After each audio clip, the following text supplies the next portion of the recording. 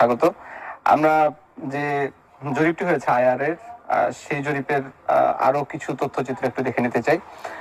সেখানেও দেখা যাচ্ছে যে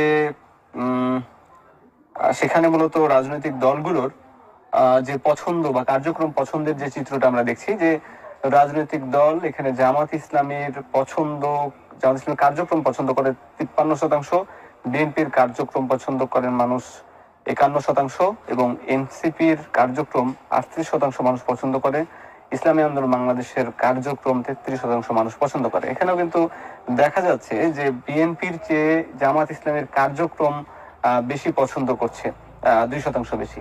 কিন্তু আবার ভোট দেওয়ার ক্ষেত্রে আমরা যখন দেখলাম যে জামাতের চেয়ে বিএনপি কে মানুষ ভোট দিতে চায় 4% বেশি। আসলে এই ব্যবধানটা কেন?